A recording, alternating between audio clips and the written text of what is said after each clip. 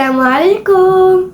مرحبا بكم في الحلقة الخامسة من سلسلة في رحاب السيرة. السلسلة اللي بدينا فيها كنفهموا الأحوال والظروف ديال الطفولة ديال الرسول صلى الله عليه وسلم، وبصيغة أخرى عشنا معها الدور. شوفوا إلا زدت غادي نحرق لكم الأحداث، إذا إلا كنتم مستعدين يلا نبداو.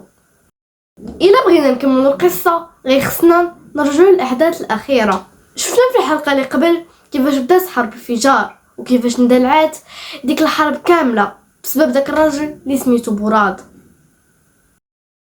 قدرات في ديك الحرب قيس تنتصر على قريش، فبقاو من العام لعام كيتلاقاو في نفس البلاصه في نفس الوقيته باش يشوفوا شكون غادي يغلب. حتى قدرات قريش انها تنتصر مورا ما وجدت راسها مزيان للحرب، جابت السيوف، جابت المقاتلين، جابت الخناجر، جابت البنادق، فعلا جابت كل شيء. وفي العام اللي موراه عاودوا تقابلوا الجيشان، وقبل ما يبداو الحرب غيخرج واحد الراجل او واحد الشاب من الكنانيين والقريشيين، وقف ما بين الجيش ديال قيس والجيش ديال كنانه. هاد الشاب هذا كان هو عتبة بن ربيعة، وقال بواحد الصوت مرتفع: يا قوم، يا معشر مضر، على ما تقاتلون؟ يا معشر مضر، على ما تفعلون؟ رد عليه واحد من القيسيين وقال ليه: انا ليش كتقلب؟ ليه جينا من الاخر؟ قال لي: عتبة ونادي على الصلح. قالوا ليه: كيفاش بغيتي يكونوا بيناتنا صلح وانتم قاتلين فينا كثر ما احنا قاتلين فيكم؟ قال لهم: عتبة، انتم حسبوا القتله ديالكم وحنا نحسبوا القتله ديالنا، واللي عنده كثر تدفع عليه الدية ديال الفرق ما بين القتله. وفعلا طلعوا القتله ديال القيسيين كثر من ديال الكنانيين ب20 رجل، وتكلف عتبة بوحدو بالدية، وفعلا تصالحوا القيسيين مع الكنانيين. هكا كانت النهايه ديال الحرب اللي كانت طاحنه ما بين جوج قبائل اللي قويين بزاف واللي دامت سنوات طويله.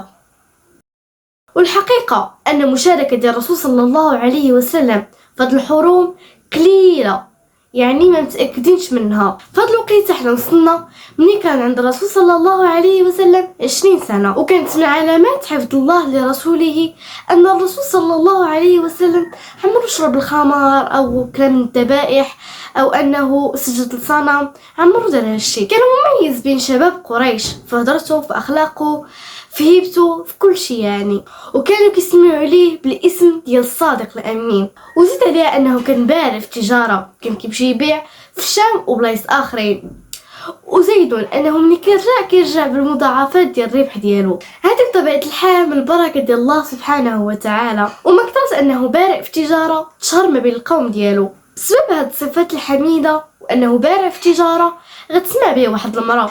هاد السيده كانت ذات مال وذات نسب، يعني كانت عندها واحد البلاصه كبيره او واحد القيمه كبيره في ديك البلاصه. غتسمع بالرسول صلى الله عليه وسلم وغتطلب من الخادم ديالها انه يمشي عند الرسول صلى الله عليه وسلم ويطلب منه نيابه عنها انه يتكفل بالتجاره ديالها.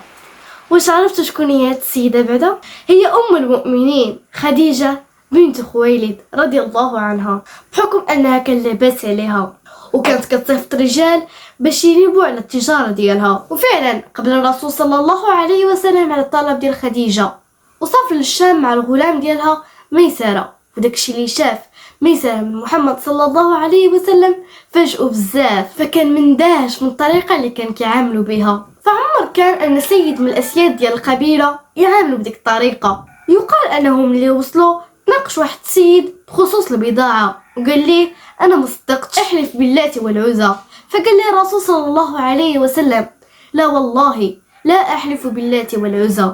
فصدقوا السيد، بحال ديك الهيبه اللي كاينه في الرسول صلى الله عليه وسلم اطرات فيه. فالرسول في التجاره اللي دارت السيده خديجه قدر انه يحقق ارباح مضاعفه على داكشي اللي كان متوقع. فرجع ميسره عند خديجه رضي الله عنها وعاود لها على داكشي اللي وقع. فالسيده خديجه حست بشي حاجه من الجهه ديال محمد بن عبد الله، وهنا غادي تبدا اجمل قصص حب عرفها الكون. فشنو اللي وقع؟ كيفاش تزوج الرسول صلى الله عليه وسلم بأم المؤمنين خديجة رضي الله عنها.